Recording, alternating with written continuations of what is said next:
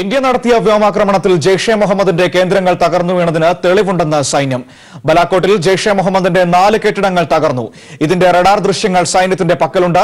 അതേസമയം മോചിതനായ വ്യോമസേന wing commander Abhinand വർദ്ധമാനെ ആരോഗ്യ പരിശോധനയ്ക്കായി ദില്ലിയിലെ സൈനിക ആശുപത്രിയിൽ പ്രവേശിപ്പിച്ചതായി സൂചനാ വിവരങ്ങളുമായി സന്തോഷ് സർലിംഗ് ചേരുന്നുണ്ട്. സന്തോഷ്, ബലാക്കോട്ടിലെ സൈനിക ആക്രമണത്തിന്റെ തെളിവുകൾ അവശ്യ സമയത്ത് പുറത്തുവിടും, അത് കയ്യിലുണ്ട് എന്നാണോ ഇപ്പോൾ സൈന്യം അറിയിച്ചിരിക്കുന്നത്? മറ്റൊന്ന്, അഭിനന്ദ് വർദ്ധമാന്റെ ആരോഗ്യ പരിശോധന അടക്കമുള്ള കാര്യങ്ങൾക്കായി അദ്ദേഹത്തെ ആശുപത്രിയിൽ പ്രവേശിപ്പിച്ചു എന്നാണോ മനസ്സിലാക്കേണ്ടത്?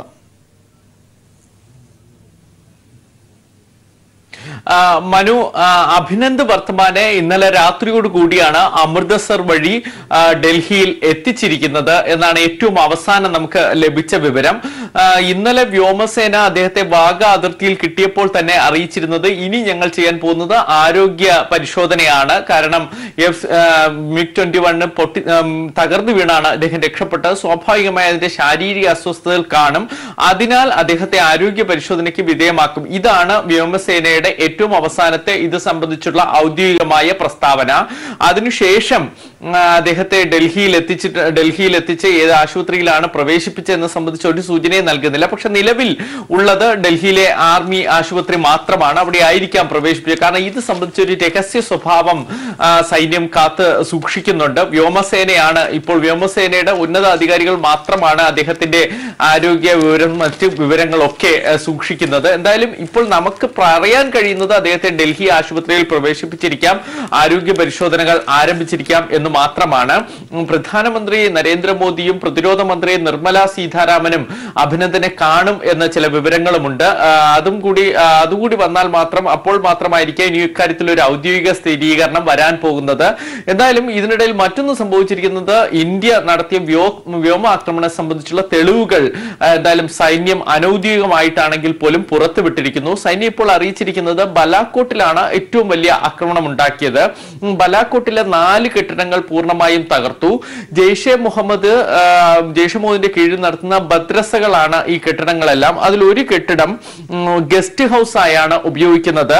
മൗലാന മസൂദ് അസ്ഹർ എന്ന ജെയ്ഷെ മുഹമ്മദിന്റെ തലവന്റെ സഹോദരൻ ഉപയോഗിക്കുന്ന കെട്ടിടമാണിത്. കാരണം ഈ സഹോദരന്റെ നേതൃത്വത്തിലാണ് മദ്രസ ഇവിടെ പ്രവർത്തിപ്പിച്ചിരുന്നത്. മദ്രസ എന്ന പേരിൽ തീവ്രവാദ പരിശീലന കേന്ദ്രമാണ് അവിടെ ഉണ്ടായിരുന്നത്. അതിൽ ഒരു കെട്ടിടം ഗസ്റ്റ് ഹൗസ് ആയിട്ടാണ് ഉപയോഗിച്ചത്. ആ കെട്ടിടം തകർന്നിട്ടുണ്ട്. മറ്റൊന്ന് ഒരു എൽ ഷേപ്പിലുള്ള കെട്ടിടം എന്നാണ് സൈന്യം അറിയിച്ചിരിക്കുന്നത്. ഈ കെട്ടിടത്തിനും വലിയ കേടുപാടുകൾ സംഭവിച്ചിരിക്കുന്നു. മൂന്നാമത്തേത് ഒരു 2 നില കെട്ടിടമാണ്. ഈ 2 നില കെട്ടിടം എന്ന് പറയുന്നത് തീവ്രവാദികൾക്ക് പരിശീലനത്തിനായി എത്തുമ്പോൾ താമസിക്കാൻ നൽകുന്ന കെട്ടിടമാണ്. ഇവിടെയാണ് ആദ്യമായി ഇവരെ റിക്രൂട്ട് ചെയ്ത് അഫ്ഗാനിസ്ഥാനിൽ നിന്ന് അടക്കം റിക്രൂട്ട് ചെയ്ത് കൊണ്ടുവന്ന് ഈ കാശ്മീരിലേക്ക് വിടുന്നതിന് മുമ്പ് പരിശീലനം നടത്താൻ ഉപയോഗിക്കുന്ന കെട്ടിടം. ഈ 2 നില കെട്ടിടത്തിലാണ് അവരെ താമസിക്കുന്നതും. മറ്റൊരു കെട്ടിടം ട്രെയിനിങ് പൂർത്തിയാക്കി കഴിഞ്ഞ തീവ്രവാദികൾക്കുള്ള കെട്ടിടമാണ്. ഇങ്ങനെ 4 കെട്ടിടങ്ങളാണ് ബലാക്കോട്ടിൽ തകർക്കാൻ കഴിഞ്ഞിരിക്കുന്നത്. തകർക്കാൻ ഉപയോഗിച്ചിരിക്കുന്നത് ഇസ്രയേലി ബോംബായ S-2000 ആണ്. Israel bomb 2000 മിസൈലാണ്. ഇതിന്റെ ഒരു സ്ഫോടന ശേഷി പരിഗണിച്ചാണ് ഇത് ഉപയോഗിച്ചിരിക്കുന്നത്. മിറാഷ് 2000 ഉപയോഗിച്ചായിരുന്നു ആക്രമണമെങ്കിൽ പോലും ഈ ഇസ്രയേൽ S-20 ബോംബ് മിസൈലുകൾ കൊണ്ട് ഉപയോഗിക്കുമ്പോൾ ഇത് ജാമർ പ്രതിരോധിക്കാൻ ശേഷിയുള്ള മിസൈലാണ് എന്നിപ്പോൾ സൈന്യം പറയുന്നു. എന്ന് മാത്രമല്ല, നല്ല മേഘമുള്ള സമയത്ത് പോലും ലക്ഷ്യസ്ഥാനം ഭേദിക്കാൻ കഴിവുള്ള മിസൈലാണ്. പൂർണ്ണമായും ബോംബിട്ട് തകർക്കുന്ന പ്രതീതിയല്ല ഇത് ഉണ്ടാക്കുന്നത്. ലക്ഷ്യസ്ഥാനത്ത് വീണ് കഴിഞ്ഞ് ഭൂമിക്കുള്ളിലേക്ക് പോയതിനു ശേഷം പിന്നെ പൊട്ടിത്തെറിക്കലാണ് ചെയ്യുന്നത്. അപ്പൊ സ്വാഭാവികമായും ആ ഭാഗത്തെ ഭൂമി കുഴിഞ്ഞു പോകും. ഈ ബലാക്കോട്ടിൽ ഉണ്ടായത് അങ്ങനെയാണ്. അങ്ങനെ പൂർണ്ണമായും ആ കെട്ടിടങ്ങളുടെ പല ഭാഗങ്ങളും അങ്ങനെ തകർന്നു പോയിട്ടുണ്ട്. കെട്ടിടം തന്നെ ചരിഞ്ഞ് തകർന്നു പോവുകയാണ് ചെയ്തത്. ഇനി ഇതിൽ എത്രത്തോളം ആൾക്കാർക്ക് ആൾനാശം ഉണ്ടായി എന്നത് സംബന്ധിച്ചൊക്കെ സ്ഥലത്ത് നിന്ന് ലഭിക്കുന്ന ഇന്റലിജൻസ് റിപ്പോർട്ടുകളെ തന്നെ നമുക്ക് ആശ്രയിക്കേണ്ടി വരും. പക്ഷെ അവിടെ അതിനു മുമ്പ് തന്നെ സൈന്യം പൂർണ്ണമായും സ്ഥലം സേഫാക്കി, അവർ ബന്ദോബസ്താക്കി. മാധ്യമപ്രവർത്തകരെ അങ്ങോട്ട് കൊണ്ടുപോകുമെന്ന് പറഞ്ഞെങ്കിൽ പോലും ഇതുവരെ അങ്ങോട്ട് കൊണ്ടുപോയിട്ടില്ല. അതൊരു സംശയം ജനിപ്പിക്കുന്ന ഒരു കാര്യമാണ്. ഇത് സംബന്ധിച്ച് സാറ്റലൈറ്റ് ഇമേജ് അല്ല സൈന്യത്തിന്റെ കയ്യിലുള്ളത്, പകരം റഡാർ ഇമേജ് മാത്രമാണ് നിലവിൽ കൈവശമുള്ളതെന്നും സൈന്യം പറയുന്നു. സാറ്റലൈറ്റ് ഇമേജുകൾ അന്ന് കൃത്യമായി ശേഖരിക്കാൻ കഴിഞ്ഞില്ല. പക്ഷെ മറ്റ് സാറ്റലൈറ്റുകൾ, ഇന്ത്യയുടെ അല്ലാത്ത മറ്റു സാറ്റലൈറ്റുകളിൽ നിന്ന് ചിത്രങ്ങൾ ശേഖരിക്കാൻ, മറ്റു രാജ്യങ്ങളുടെ സാറ്റലൈറ്റുകളെ ആശ്രയിച്ചുകൊണ്ട് ചിത്രങ്ങൾ ശേഖരിക്കാൻ ശ്രമിക്കുന്നു എന്ന് സൈന്യം അറിയിക്കുന്നു. കൈവശമുള്ളത് ഇപ്പോൾ റഡാർ ഇമേജുകൾ മാത്രമാണ്. മറ്റൊരു സ്ഥലം ജബായിലാണോ, അവിടുത്തെ മലമുകളിലേക്ക് മാധ്യമപ്രവർത്തകരെ പാകിസ്ഥാൻ കൊണ്ടുപോയി. പക്ഷെ അവിടെ കാണിച്ചിരിക്കുന്നത് ചില ഭൂമി മരങ്ങളൊക്കെ തകർന്നു കിടക്കുന്ന ദൃശ്യങ്ങൾ മാത്രമാണ്. അതിനപ്പുറത്തേക്ക് കെട്ടിടം തകർന്ന ഭാഗത്തേക്ക് അവർ ഇപ്പോഴും മാധ്യമപ്രവർത്തകരെ കൊണ്ടുപോവുകയോ ആ ദൃശ്യങ്ങൾ കാണിക്കാനോ ശ്രമിച്ചിട്ടില്ല. വലിയ ആൾനാശം ഉണ്ടായിട്ടുണ്ട് എന്ന് തന്നെയാണ് സൈന്യം ഏറ്റവും അവസാനം ഇത് ചൂണ്ടിക്കാണിച്ചുകൊണ്ട് സ്ഥിരീകരിക്കുന്നത്. മനു, സന്തോഷ, അതായത് ഈ കഴിഞ്ഞ ദിവസം ഓസ്ട്രേലിയൻ ഏജൻസി അടക്കം ചില സാറ്റലൈറ്റ് ചിത്രങ്ങൾ എന്ന പേരിൽ പുറത്തുവിട്ടിരുന്നു. അതിൽ കാണിക്കുന്നത് ആ കെട്ടിടങ്ങൾക്കൊന്നും കാര്യമായ കേടുപാടുകൾ ഉണ്ടായിട്ടില്ല. മറ്റു ചില വിദേശ മാധ്യമങ്ങളും ഒക്കെ ഇത്തരത്തിലുള്ള ചിത്രങ്ങളൊക്കെ പുറത്തുവിടുന്നത് നമ്മൾ കണ്ടതാണ്. ആ ഒരു സാഹചര്യത്തിലാണോ ഇപ്പോൾ കൃത്യമായ തെളിവുകളുണ്ട്, ആവശ്യ സമയത്ത് അത് പുറത്തുവിടും, വിദേശ രാജ്യങ്ങളുടെ സാറ്റലൈറ്റുകളിൽ നിന്ന് അടക്കമുള്ള ദൃശ്യങ്ങൾ ശേഖരിക്കുന്നുമുണ്ട് എന്ന് സൈന്യം പറഞ്ഞിരിക്കുന്നത്? തീർച്ചയായും മനു, കാരണം നമ്മൾ അന്ന് ശ്രദ്ധിച്ചാൽ മനസ്സിലാകും 3 സ്ഥലത്താണ് സൈന്യം അന്ന് ആക്രമണം നടത്തിയത്. ഈ 3 സ്ഥലത്തെ തീവ്രവാദ കേന്ദ്രങ്ങൾ ലക്ഷ്യം വെച്ചുകൊണ്ട് ആക്രമണം. അതിൽ ബലാക്കോട്ടിനെ കൂടാതെ മുസ്രാബാദ്, ചാഗോദിയുമുണ്ട്. അതിൽ അപ്പോൾ തന്നെ സൈന്യം പറഞ്ഞത് ബലാക്കോട്ടിലാണ് ഏറ്റവും വലിയ നാശനഷ്ടം ഉണ്ടായിരിക്കുന്നത്. ബാക്കി ചഗോദിലും മുസ്രാബാദിലും താരതമ്യേന നാശനഷ്ടങ്ങളുടെ അളവ് കുറവാണെന്ന് അറിയിച്ചു. പക്ഷെ ഇപ്പോൾ ഈ പാകിസ്ഥാൻ സേനയും അല്ലെങ്കിൽ മറ്റു സാറ്റലൈറ്റുകൾ ഇമേജുകൾ ഒക്കെ പുറത്തു വന്നിരിക്കുന്നത് മുസ്രാബാദിന് സമീപമുള്ള ജബാക്കോട്ട് ഹിൽ മേഖലകളിലെ ദൃശ്യങ്ങളാണ്. സൈന്യം പറയുന്നത് അതിനപ്പുറത്തേക്ക് ബലാക്കോട്ടിൽ സംഭവിച്ചത് എന്താണ് എന്നതിനെ കുറിച്ച് പാകിസ്ഥാൻ വിശദീകരിക്കണം. ഈ മറ്റു സാറ്റലൈറ്റ് ദൃശ്യങ്ങൾ ബലാക്കോട്ടിൻ്റെതൊന്നും പുറത്തു വന്നിട്ടില്ല, അത് സംശയം ഉണ്ടാക്കുന്നതാണ്. സാറ്റലൈറ്റ് ദൃശ്യങ്ങൾ എടുക്കുമ്പോൾ ഉണ്ടാകുന്ന പ്രശ്നവും അവർ പറയുന്നുണ്ട്. കാരണം ഈ ഉപയോഗിച്ചിരിക്കുന്ന മിസൈൽ ഇസ്രയേൽ നിർമ്മിതമാണ്. ആ മിസൈലിന്റെ ഒരു കഴിവ് തന്നെ, അല്ലെങ്കിൽ അതിന്റെ ഒരു ലക്ഷ്യം തന്നെ ഭൂമിക്കുള്ളിലേക്ക് പോയി തകർക്കുക എന്നതാണ്. അല്ലാതെ പുറമെ ഒരു ബോംബ് സ്ഫോടനം പോലെ കെട്ടിടം മുഴുവൻ നാശനഷ്ടം ഉണ്ടാക്കുകയല്ല. മുകളിൽ നിന്ന് നോക്കുമ്പോൾ ഈ ഭൂമിക്ക് അടിയിലേക്ക് അമർന്നു പോയിരിക്കും കെട്ടിടങ്ങൾ പലതും. അതാണ് സാധാരണ സംഭവിക്കാറുള്ളത്. ഉള്ളിലുള്ളവർ പൂർണ്ണമായും നശിപ്പിക്കപ്പെട്ടിരിക്കും. ആ രീതിയിലാണ് ഈ മിസൈൽ ക്രമീകരിച്ചിരിക്കുന്നത്. അങ്ങനത്തെ മിസൈലാണ് ഇന്ത്യ ഉപയോഗിച്ചത് പോലും. അതുകൊണ്ട് തന്നെ അവിടെ നിന്നുള്ള ലോക്കൽ റിപ്പോർട്ടുകൾ വേണം, ഇന്റലിജൻസ് റിപ്പോർട്ടുകൾ വേണം, ആളഭയം ഉണ്ടായോ ഇല്ലയോ എന്ന് സ്ഥിരീകരിക്കാം. അതെന്തുകൊണ്ട് പാകിസ്ഥാൻ തയ്യാറാകുന്നില്ല? ബലാക്കോട്ട് മേഖല എന്തുകൊണ്ട് ഇപ്പോഴും സംരക്ഷിച്ച് മറ്റുള്ളവരെ അകറ്റി നിർത്തുന്നു എന്ന ചോദ്യമാണ് സൈന്യം ഉന്നയിക്കുന്നത്. സന്തോഷ് സർലിംഗ് ആണ് ദില്ലിയിൽ നിന്നും വിവരങ്ങൾ നൽകിയത്. ബലാക്കോട്ട് ആക്രമണത്തിന്റെ തെളിവുകൾ സൈന്യം, റഡാർ ഇമേജുകൾ സൈന്യത്തിന്റെ കൈവശമുണ്ട്. ആവശ്യമുള്ള സമയത്ത് തെളിവുകൾ ഉന്നത വൃത്തങ്ങൾ പുറത്തുവിടുമെന്നാണ് ഇപ്പോൾ സൈന്യം വ്യക്തമാക്കിയിരിക്കുന്നത്. അതേസമയം തന്നെ അഭിനന്ദൻ വർദ്ധമാനെ വിട്ടയച്ചതിന് ശേഷം അതിർത്തിയിൽ സംഘർഷം ഇപ്പോഴും തുടരുകയാണ്. പാകിസ്ഥാൻ പലതവണ വെടിനിർത്തൽ കരാർ ലംഘിച്ചിരിക്കുന്നു. പുഞ്ചിൽ പാകിസ്ഥാൻ നടത്തിയ ഷെൽ ആക്രമണത്തിൽ ഒരു കുടുംബത്തിലെ 3 പേർ കൊല്ലപ്പെട്ടു. വിവരങ്ങളുമായി ശരത്ത് ചേരുന്നുണ്ട്. ശരത്ത്, ഇന്നലെ അഭിനന്ദൻ വർദ്ധമാനെ വിട്ടയക്കുന്ന ഏകദേശം അതേ സമയത്ത് തന്നെ മറുവശത്ത് ഹന്ദ്വാരയിലടക്കം വലിയ ഭീകരാക്രമണങ്ങൾ നേരിടേണ്ടി വന്ന സാഹചര്യം നമ്മൾ കണ്ടതാണ്. പാകിസ്ഥാൻ പലതവണ പൂഞ്ചിലടക്കം വെടിനിർത്തൽ കരാർ ലംഘിക്കുന്നതും കണ്ടതാണ്. ഇപ്പോഴും അവിടെ അതേ അവസ്ഥ തന്നെയാണോ? വെടിനിർത്തൽ കരാർ അല്ലെങ്കിൽ വെടിനിർത്തൽ ലംഘിച്ചുകൊണ്ടിരിക്കുകയാണോ? ഒരു കുടുംബത്തിലെ 3 പേരടക്കം ഷെല്ലാക്രമണത്തിൽ മരിച്ചതായും വിവരങ്ങൾ വരുന്നു. സിവിലിയൻസിന് നേരെയും പാക് സൈന്യത്തിന്റെ ആക്രമണം ഉണ്ടാകുന്നു എന്നാണോ മനസ്സിലാക്കേണ്ടത്? മനു, ഇന്ത്യൻ സൈനിക പോസ്റ്റുകൾ കൂടാതെ ജനവാസ മേഖലയിലേക്ക് കൂടി ആക്രമണം നടത്തുന്നത് ഇപ്പോൾ പാകിസ്ഥാൻ വ്യാപിപ്പിച്ചിരിക്കുകയാണ്. അഭിനന്ദൻ വർദ്ധമാനെ വിട്ടയച്ചതിന് ശേഷവും വെടിനിർത്തൽ കരാർ ലംഘിക്കുന്നത് പാകിസ്ഥാൻ ഇന്നും തുടരുന്ന സാഹചര്യമാണ് ഉണ്ടായിരിക്കുന്നത്. പൂഞ്ച് ജില്ലയിലെ സലോത്രിയിലാണ് ഇന്ന് പാകിസ്ഥാൻ ഒരു ഷെല്ലാക്രമണം നടത്തിയത്. ഈ ഷെല്ലാക്രമണത്തിൽ ഒരു കുടുംബത്തിലെ 2 കുട്ടികൾ ഉൾപ്പെടെയുള്ള 3 പേരാണ് കൊല്ലപ്പെട്ടത്. റുബാന കോസർ എന്ന യുവതിയും അവരുടെ 9 മാസം പ്രായമായ ഒരു കുട്ടിയും 5 വയസ്സ് പ്രായമുള്ള ഒരു കുട്ടിയുമാണ് കൊല്ലപ്പെട്ടത്. ഇവരുടെ ഭർത്താവിന് ഗുരുതരമായ പരുക്കേറ്റിട്ടുണ്ട്. പൂഞ്ച് ജില്ലയിലെ തന്നെ മാൻകോട്ട് മേഖലയിലും ഇന്ന് പാകിസ്ഥാന്റെ വെടിവയ്പുണ്ടായി. നസീം അക്തർ എന്ന യുവതിക്കാണ് പരിക്കേറ്റത്. ഈ പൂഞ്ച് പ്രദേശത്ത് തുടർച്ചയായ 8ാം ദിവസമാണ് ഇത്തരത്തിൽ പ്രകോപനപരമായ വെടിവയ്പ് ആവർത്തിക്കുന്നത്. ഏതായാലും ഇതുകൂടാതെ കൃഷ്ണഘട്ടി, ബാലാക്കോട്ട് പ്രദേശങ്ങളിലും ഇന്ന് ഇത്തരത്തിൽ വെടിനിർത്തൽ കരാർ ലംഘിച്ചുകൊണ്ട് പാക് പ്രകോപനം തുടരുന്ന സാഹചര്യമാണ് ഉണ്ടായിരിക്കുന്നത്.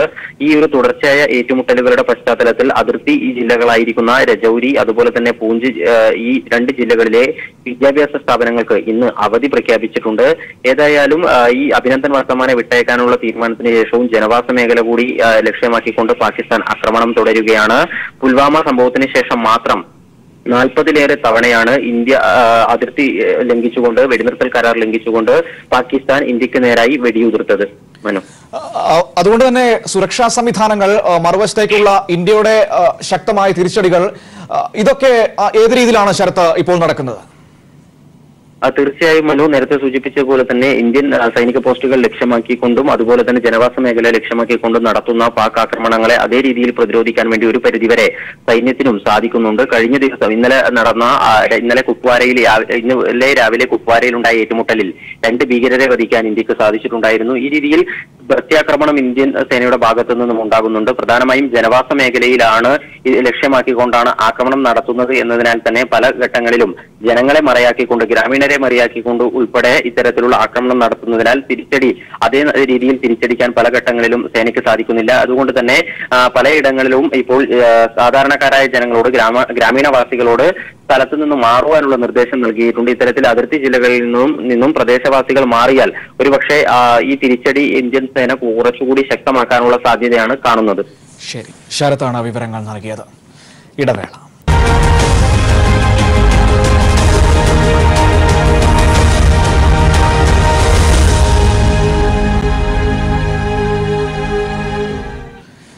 LDF സംസ്ഥാന കമ്മിറ്റിയുടെ ആഭിമുഖ്യത്തിലുള്ള കേരള സംരക്ഷണ യാത്രകൾക്ക് ഇന്ന് തൃശൂരിൽ സമാപനമാകും. ചരിത്രം സൃഷ്ടിക്കുന്ന ജനമുന്നേറ്റമായി മാറാൻ ഒരുങ്ങുകയാണ് LDF ജാഥകൾ. 1,00,000 പേരുടെ റാലിയോടെ നടക്കുന്ന സംരക്ഷണ യാത്രകളുടെ സമാപനം ചരിത്ര സംഭവമാക്കാൻ സാംസ്കാരിക ജില്ല ഒരുങ്ങിക്കഴിഞ്ഞു. BJP സർക്കാരിനെ പുറത്താക്കൂ, രാജ്യത്തെ രക്ഷിക്കൂ, വികസനം, സമാധാനം, സാമൂഹ്യ പുരോഗതി, ജനപക്ഷം, ഇടതുപക്ഷം എന്നീ മുദ്രാവാക്യങ്ങൾ ഉയർത്തിയാണ് തിരുവനന്തപുരത്തു നിന്നും മഞ്ചേശ്വരത്തു നിന്നുമായി LDFന്റെ കേരള സംരക്ഷണ യാത്രകൾ ആരംഭിച്ചത്. തെക്കൻ മേഖലാ യാത്ര CPIM സംസ്ഥാന സെക്രട്ടറി കോടിയേരി ബാലകൃഷ്ണനും വടക്കൻ മേഖലാ യാത്ര CPI സംസ്ഥാന സെക്രട്ടറി കാനം രാജേന്ദ്രനുമാണ് നയിക്കുന്നത്. യാത്രകളുടെ സമാപനം വിജയിപ്പിക്കാൻ മുന്നൊരുക്കങ്ങളെല്ലാം LDF തൃശൂർ ജില്ലാ കമ്മിറ്റിയുടെ ആഭിമുഖ്യത്തിൽ നടത്തിയിട്ടുണ്ട്. യാത്രകളുടെ സന്ദേശവുമായി ജില്ലയിൽ 3 ദിവസം നീണ്ട വാഹന പ്രചരണ ജാഥയും സംഘടിപ്പിച്ചു.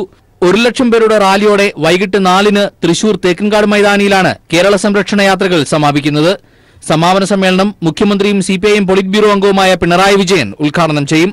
ജാഥാ ക്യാപ്റ്റന്മാരായ കോടിയേരി ബാലകൃഷ്ണൻ, കാനം രാജേന്ദ്രൻ, ജാഥാ അംഗങ്ങൾ എന്നിവർക്ക് പുറമെ LDF സംസ്ഥാന നേതാക്കളും മന്ത്രിമാരും കലാകായിക സാംസ്കാരിക രംഗത്തുള്ളവരും പൊതുസമ്മേളനത്തിൽ സംബന്ധിക്കും. പൊതുജനങ്ങൾക്കും ഗതാഗതത്തിനും തടസ്സമുണ്ടാക്കാതെ ചെറു പ്രകടനങ്ങളായാവും പ്രവർത്തകർ പൊതുസമ്മേളനത്തിനായി എത്തിച്ചേരുക. News bureau, Thrissur. കോടിയേരി ബാലകൃഷ്ണൻ നയിക്കുന്ന കേരള സംരക്ഷണ യാത്രയുടെ എറണാകുളം ജില്ലയിലെ പര്യടനത്തിന് പ്രൌഢോജ്വല സമാപനം. കഴിഞ്ഞ 3 ദിവസങ്ങളിലായി 7 കേന്ദ്രങ്ങളിലെ സ്വീകരണം ഏറ്റുവാങ്ങിയ ശേഷം മറൈൻ ഡ്രൈവിലെ മഹാസമ്മേളനത്തോടെയാണ് എറണാകുളം ജില്ലയിലെ പര്യടനം സമാപിച്ചത്. കോടിയേരിയുടെ നേതൃത്വത്തിലുള്ള തെക്കൻ മേഖലാ ജാഥ ഇന്ന് തൃശൂരിൽ വടക്കൻ മേഖലാ ജാഥയുമായി സംഗമിക്കും. LDF എറണാകുളം, തൃക്കാക്കര, തൃപ്പൂണിത്തറ മണ്ഡലം കമ്മിറ്റികളുടെ സംയുക്ത സ്വീകരണമാണ് മറൈൻ ഡ്രൈവിൽ ഒരുക്കിയത്. 10,000 അണിനിരന്ന മറൈൻ ഡ്രൈവ് മൈതാനിയിലേക്ക് ജാഥ ക്യാപ്റ്റൻ കോടിയേരി ബാലകൃഷ്ണൻ പ്രവേശിച്ചപ്പോൾ കയ്യടികളോടെയും മുദ്രാവാക്യം വിളികളോടെയുമാണ് പ്രവർത്തകർ വരവേറ്റത്. കാശ്മീരിൽ വീരമൃത്യു വരിച്ച ജവാന്മാർക്ക് ആദരാഞ്ജലി അർപ്പിച്ച ജാഥ ക്യാപ്റ്റനെ ബാലസംഘത്തിലെ കുരുന്നുകൾ വേദിയിലേക്ക് ആനയിച്ചു. BJP നേതൃത്വം നൽകുന്ന കേന്ദ്ര സർക്കാരിന്റെ ജനവിരുദ്ധ നയങ്ങളെ നിശിതമായി വിമർശിച്ച കോടിയേരി സംസ്ഥാന സർക്കാരിന്റെ കഴിഞ്ഞ 3 വർഷത്തെ പ്രവർത്തന നേട്ടങ്ങൾ വിശദീകരിച്ചു. വ്യവസായം നടത്താൻ വരുന്നവർക്ക് സുരക്ഷിതമില്ല എന്നായിരുന്നു ഇവിടെ പ്രചരണം. എന്നാൽ സർക്കാർ തീരുമാനിച്ചു വ്യവസായത്തിന് ലൈസൻസ് കൊടുത്താൽ 3 മാസം കൊണ്ട് ലൈസൻസ് കിട്ടും. ആർക്കെങ്കിലും വല്ല തടസ്സവും ഉണ്ടെങ്കിൽ ആ തടസ്സം 3 മാസത്തിനുള്ളിൽ പരിഹരിച്ച് അനുമതി കിട്ടുന്നില്ലെങ്കിൽ, അനുമതി നിഷേധിക്കുന്നില്ലെങ്കിൽ അത് അനുമതി കിട്ടിയതായി കണക്കാക്കി വ്യവസായം തുടങ്ങാം. കഴിഞ്ഞ 27-ന് എറണാകുളം ജില്ലയിൽ പ്രവേശിച്ച ജാഥ 3 ദിവസത്തിനിടെ 7 കേന്ദ്രങ്ങളിൽ സ്വീകരണം ഏറ്റുവാങ്ങിയാണ് മറൈൻ ഡ്രൈവിൽ സമാപിച്ചത്. ഇന്ന് തൃശൂരിലെത്തുന്ന ജാഥ കാനം രാജേന്ദ്രൻ നയിക്കുന്ന വടക്കൻ മേഖലാ ജാഥയുമായി സംഗമിക്കും. News bureau, Kochi. CPI സംസ്ഥാന സെക്രട്ടറി കാനം രാജേന്ദ്രൻ നയിക്കുന്ന LDF വടക്കൻ മേഖലാ ജാഥ പാലക്കാട് ജില്ലയിലെ 3 ദിവസത്തെ പര്യടനം പൂർത്തിയാക്കി. വിവിധ കേന്ദ്രങ്ങളിൽ ആവേശോജ്വലമായ സ്വീകരണമാണ് ജാഥയ്ക്ക് ലഭിച്ചത്. കോടിയേരി ബാലകൃഷ്ണൻ നയിക്കുന്ന തെക്കൻ മേഖലാ ജാഥയും കാനം രാജേന്ദ്രൻ നയിക്കുന്ന വടക്കൻ മേഖലാ ജാഥയും സംഗമിച്ച് വൈകിട്ടോടെ തൃശൂരിൽ നടക്കുന്ന ബഹുജന റാലിയോടെ സമാപിക്കും. കടന്നാക്രമണങ്ങൾക്ക് കീഴ്പ്പെടില്ലെന്ന് പ്രഖ്യാപിച്ച് കാസർഗോഡ് പെരിയയിൽ CPIM പൊതുയോഗം. മേഖലയിലെ പാർട്ടിയുടെ ബഹുജനാടിത്തറ വ്യക്തമാക്കുന്ന ജനപങ്കാളിത്തമാണ് പൊതുയോഗത്തിൽ ഉണ്ടായത്. പെരിയ കൊലപാതകത്തിന് പിന്നാലെ പാർട്ടിക്കെതിരെ നടക്കുന്ന നുണപ്രചാരണങ്ങൾ ജനങ്ങൾ തള്ളിക്കളയുമെന്ന് യോഗം ഉദ്ഘാടനം ചെയ്ത LDF കൺവീനർ A. വിജയരാഘവൻ പറഞ്ഞു. കടന്നാക്രമണങ്ങൾ ഉണ്ടാകുമ്പോൾ പാർട്ടി കൂടുതൽ ശക്തിപ്പെടുമെന്ന് തെളിയിക്കുന്നതായിരുന്നു കാസർഗോഡ് പെരിയയിലെ CPIM പൊതുയോഗം. ഒരു കൂട്ടം മാധ്യമങ്ങളുടെ കുപ്രചാരണങ്ങളും കോൺഗ്രസ് ഭീഷണിയും അവഗണിച്ചാണ് ആയിരങ്ങൾ പൊതുയോഗത്തിന് എത്തിയത്.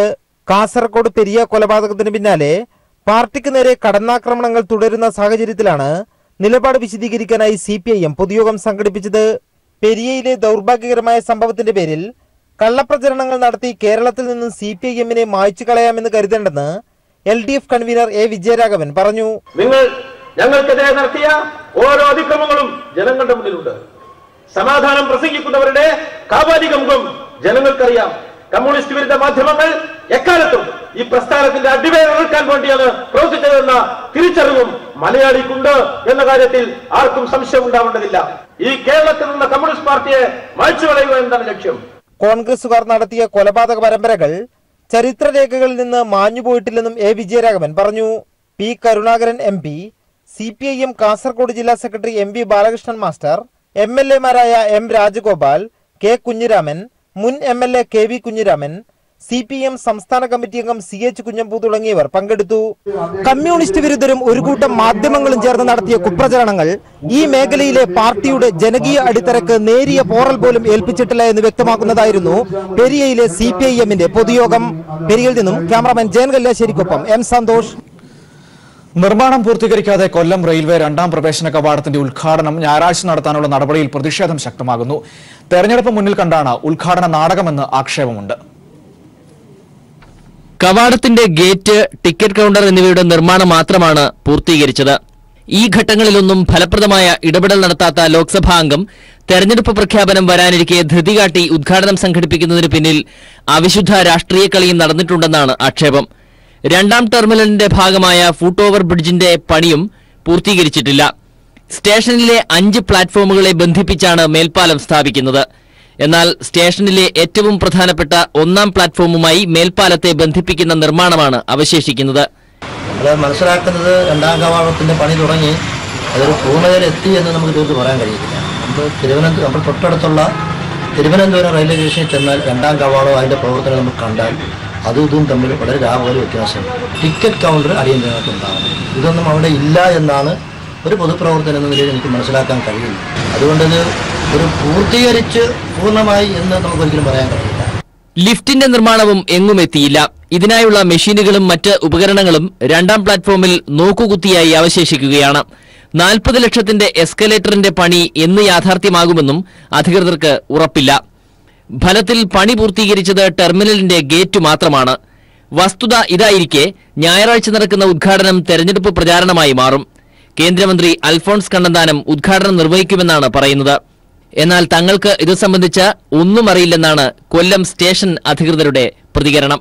ന്യൂസ് ബ്യൂറോ, കൊല്ലം. പ്രധാനമന്ത്രി നരേന്ദ്രമോദിക്കെതിരെ കരിങ്കൊടി പ്രതിഷേധം. കന്യാകുമാരിയിൽ വിവിധ പദ്ധതികളുടെ ഉദ്ഘാടനത്തിനെത്തിയപ്പോഴായിരുന്നു കരിങ്കൊടി പ്രതിഷേധമുണ്ടായത്. Y. ഗോപാലസ്വാമി നയിക്കുന്ന മറുമലർച്ചി ദ്രാവിഡ മുന്നേറ്റ കഴകം പ്രവർത്തകരാണ് കന്യാകുമാരിയിലെ കാവൽ കിണറിന് സമീപം കരിങ്കൊടി കാണിച്ചത്. വിവരമറിഞ്ഞ BJP പ്രവർത്തകർ സ്ഥലത്തെത്തുകയും പ്രവർത്തകർ തമ്മിൽ സംഘർഷമുണ്ടാവുകയും ചെയ്തു. സംഘർഷത്തെ തുടർന്ന് പോലീസ് ലാത്തി വീശി. Y. ഗോപാലസ്വാമി ഉൾപ്പെടെയുള്ളവരെ അറസ്റ്റ് ചെയ്തു നീക്കി. കാസർകോട്ടെ ജനങ്ങളുടെ ചിരകാല സ്വപ്നമായ തുളു ഭവൻ നിർമ്മാണം യാഥാർത്ഥ്യമാകുന്നു. കേരള തുളു അക്കാദമി മഞ്ചേശ്വരത്ത് നിർമ്മിക്കുന്ന തുളു ഭവന്റെ ശിലാസ്ഥാപനം സ്പീക്കർ P. ശ്രീരാമകൃഷ്ണൻ നിർവഹിച്ചു. ഭാരത സംസ്കാരത്തിന്റെ വൈവിധ്യങ്ങൾ സംരക്ഷിക്കപ്പെട്ടാലേ രാജ്യം തന്നെ നിലനിൽക്കുകയുള്ളൂവെന്ന് സ്പീക്കർ പറഞ്ഞു. സംസ്ഥാന സാംസ്കാരിക വകുപ്പിന് കീഴിലുള്ള സ്ഥാപനമാണ് മഞ്ചേശ്വരത്തെ കേരള തുളു അക്കാദമി. 2006 VS അച്യുതാനന്ദൻ സർക്കാരാണ് തുളു അക്കാദമി ആരംഭിച്ചത്. അന്നത്തെ മഞ്ചേശ്വരം MLA CH കുഞ്ഞമ്പുവാണ് ഇതിന് മുൻകൈയെടുത്തത്. കഴിഞ്ഞ UDF ഭരണത്തിൽ അക്കാദമി പ്രവർത്തനം സമ്പൂർണമായും നിശ്ചലമായിരുന്നു. അക്കാദമി ആസ്ഥാനമായ മഞ്ചേശ്വരം ദുർഗിപ്പള്ളയിൽ ഒരേക്കർ സ്ഥലത്ത് നിർമ്മിക്കുന്ന തുളുഭവനത്തിന്റെ നിർമ്മാണം 1 വർഷത്തിനകം പൂർത്തിയാകും. തുളുഭാഷ, കലകൾ, സംസ്കാരം എന്നിവ സംബന്ധിച്ച ഗവേഷണങ്ങളും അവയെ പരിപോഷിപ്പിക്കുന്നതിനുള്ള പദ്ധതികൾ ആവിഷ്കരിച്ച് നടപ്പാക്കലുമാണ് അക്കാദമിയുടെ ലക്ഷ്യം. തുളുഭവൻ നിർമ്മാണോദ്ഘാടനം സ്പീക്കർ പി ശ്രീരാമകൃഷ്ണൻ നിർവഹിച്ചു.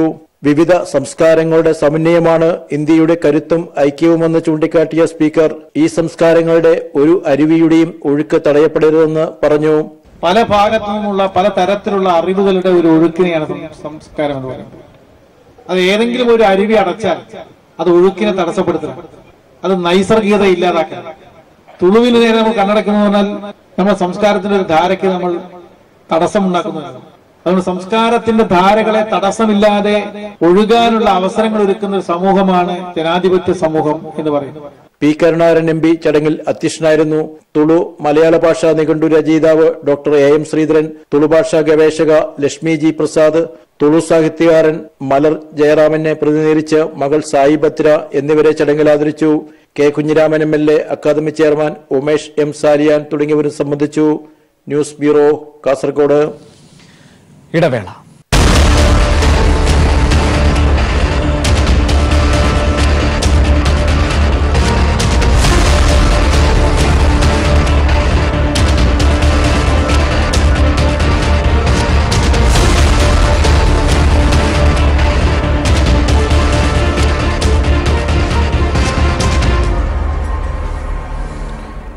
ആറ് ലോക്സഭാ സീറ്റുകൾ മാത്രമുള്ള ചെറിയ സംസ്ഥാനമാണ് ജമ്മു കാശ്മീർ. പക്ഷേ 2019 ലോക്സഭാ തെരഞ്ഞെടുപ്പിനെ സ്വാധീനിക്കുന്നത് ഇന്ത്യ പാക് അതിർത്തി സംസ്ഥാനമായ ജമ്മു കാശ്മീരായിരിക്കും. പുൽവാമ സ്ഫോടനവും വിഘടനവാദവും രാജ്യത്തിന്റെ തെക്കേ അറ്റമായ കേരളത്തിന്റെയും തമിഴ്നാടിന്റെയും രാഷ്ട്രീയത്തിൽ പോലും സ്വാധീനമുണ്ടാക്കും.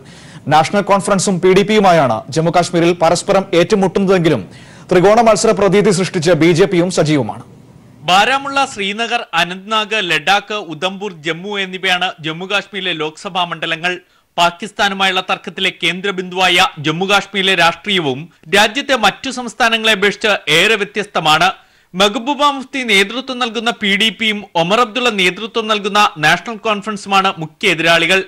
2014 ലോക്സഭാ തെരഞ്ഞെടുപ്പിൽ മെഹബൂബ മുഫ്തിയും BJPയും സഖ്യമായി മത്സരിച്ചു. 6 ലോക്സഭാ മണ്ഡലങ്ങളിൽ ജമ്മു മേഖലയിലെ 3 ലോക്സഭാ മണ്ഡലങ്ങളിൽ വിജയിക്കാൻ BJPക്കായി. ശ്രീനഗർ മേഖലയിലെ ബാരാമുള്ളയിൽ മെഹബൂബ മുഫ്തിയുടെ PDP വിജയിച്ചു. ശ്രീനഗറും അനന്ത്നാഗും ഒമർ അബ്ദുള്ളയുടെ നാഷണൽ കോൺഫറൻസും നേടിയെടുത്തു. തുടർന്ന് നടന്ന നിയമസഭാ തെരഞ്ഞെടുപ്പിലും സംയുക്തമായി മത്സരിച്ച PDPയും BJPയും ഭരണം നേടിയെങ്കിലും നീണ്ടുനിന്നില്ല. ഇരുവരും പിണങ്ങിപ്പിരിഞ്ഞതിനു പിന്നാലെ നിത്യശത്രുവായ നാഷണൽ കോൺഫറൻസുമായി PDP സഖ്യമുണ്ടാക്കി. സർക്കാർ രൂപീകരണത്തിന് അവകാശവാദം ഉന്നയിക്കുന്നതിന് തൊട്ടുമുമ്പ് BJP നൽകിയ നിർദ്ദേശത്തിന്റെ അടിസ്ഥാനത്തിൽ സംസ്ഥാനത്ത് ഗവർണർ രാഷ്ട്രപതി ഭരണം ഏർപ്പെടുത്തി. നിലവിൽ സർക്കാരില്ല. കേന്ദ്ര സർക്കാരിന്റെ നയങ്ങൾ കാശ്മീരികളെ ബുദ്ധിമുട്ടിക്കുന്നു. കാശ്മീരിന് പ്രത്യേക പദവി നൽകുന്ന ഭരണഘടനാ ചട്ടം എടുത്തുമാറ്റാനുള്ള BJP താൽപര്യം കൂടുതൽ പ്രക്ഷോഭങ്ങളാണ് സംസ്ഥാനത്തുണ്ടാക്കുന്നത്. ഇതിനിടയിൽ രാജ്യത്തെ ഞെട്ടിച്ച് പുൽവാമ സ്ഫോടനവും ഉണ്ടായതോടെ കാശ്മീർ യുദ്ധമേഖലയായി മാറി. സ്കൂളുകളും ഓഫീസുകളും അടഞ്ഞു. ബങ്കറുകളിൽ അഭയം തേടേണ്ട ഒരു ജനതയായി കാശ്മീരികൾ മാറി. ലോക്സഭാ തെരഞ്ഞെടുപ്പിലും ഇത് പ്രതിഫലിക്കും. News bureau, Delhi.